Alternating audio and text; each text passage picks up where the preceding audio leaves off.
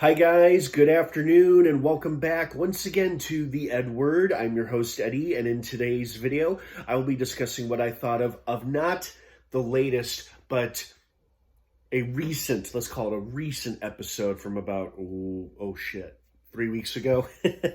Basically, I went out of town for the holidays, went on a brief hiatus for about 2 weeks, and I am currently playing catch up on Monarch Legacy of Monsters, which has now dropped 9 episodes, and the season finale is next week. So I just got done watching episode 7, and I need to watch episodes 8 and 9, and then I will be caught up. And the only reason I fell out of the loop was because I was out of town for the holidays, and I didn't have my access to my Apple TV, obviously, when I was out of town. So thank you for bearing with me and being patient as I play catch up on this great show. Now, if you're watching this, you probably have already seen this episode before I have, but I'm going to give a spoiler warning anyway in case you haven't. So spoiler warning is issued. If you haven't seen episode 8 of Monarch Legacy of Monsters Season 1, don't keep watching or listening to this video. That being said, you have been warned. Let's dive right back into it. So, we got a pretty interesting character backstory episode. Not only do we learn what the deal is with May, aka Cora, but it turns out she sabotaged the system of an applied technologies company, which ultimately would go on to become Apex Cybernetics, who of course created Mechagodzilla and Godzilla vs. Kong. That's right. She saw they were doing animal testing in their cybernetics division, couldn't handle it, so she hacked their mainframe and shut their whole company down, setting them back several years in research, probably prevented the initial creation of Mechagodzilla, as I'm sure that's their next project they were going to be working on, and probably did a lot of good while doing a little bit of bad. And that's why she's been acting so weird and mysterious, because she's been on the run from this technological company and she's been unable to see or talk to her family. That's why she was lying to the Randa siblings, but then everything got cleared up, and then Monarch struck a weird deal with this technology company.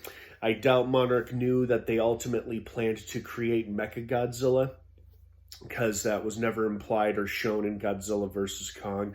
Monarch seemed just as surprised as the creation of the robotic abomination like everybody else was.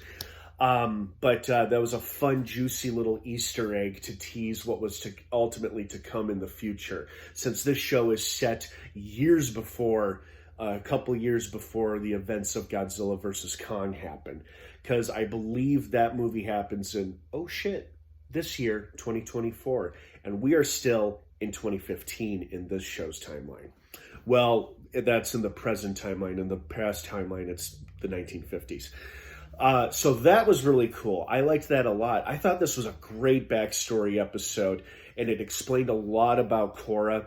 Not a whole lot of monster action, except towards the very end, where it seems like Shaw and his team of Monarch rogues seemingly sealed off or blew up a rift, which was a connection between Hollow Earth and regular Earth, and seemingly sucked the monster, that scary ice breather thing, back into Hollow Earth. And Shaw seemed very pleased about that, even though I think he may have lost a helicopter and some men. But I guess he thinks that he can go around and start closing these rifts that lead to Hollow Earth or something like that, or I don't know. I don't know what Shaw's deal or overall goal is, but it seems like he wants to do right and is trying to protect the world from other monsters. So I thought this was a great episode. You know, not a whole lot of monster action, but really, really interesting human character stuff. It was nice to see Tim get on board with the Randa siblings, convince his boss, hey, let's let Monarch go public and keep everyone in the loop. And I thought, oh, that was brilliant, a brilliant distraction, setting out a false Titan alert via app, via alert system, panicking the whole area of Seattle into thinking a monster was approaching. That was brilliant in an attempt to save Cora from AET. So that that was pretty cool. I liked that when he said that he had an idea, and then of course people started panicking, and I realized, oh, he sent out a fake monster alert. How cool. So that was a nice touch. I really liked that. Overall, I really liked this episode. The show has had a few dud episodes here and there, but this one I think was pretty damn good, although I don't understand its low rating online. But then again, things online aren't always everything. But I like this episode a lot, and I'm really excited to watch the next 2 episodes. So thank you for bearing with me. I appreciate your patience with me getting this uploaded finally. Thanks again for watching. Have a great rest of your day. Stay tuned later today for my other episode reviews of this show that I will also be uploading as soon as I watch them. Have a wonderful rest of your day. If I don't see you, Monarch Legacy of Monsters Season 1 finale drops next Friday, January 12th on Apple TV. I don't think you're going to want to miss it, because I sure as hell don't. Have a good rest of your day, everyone. Thanks for watching, and of course, until next time, may the Force be with you.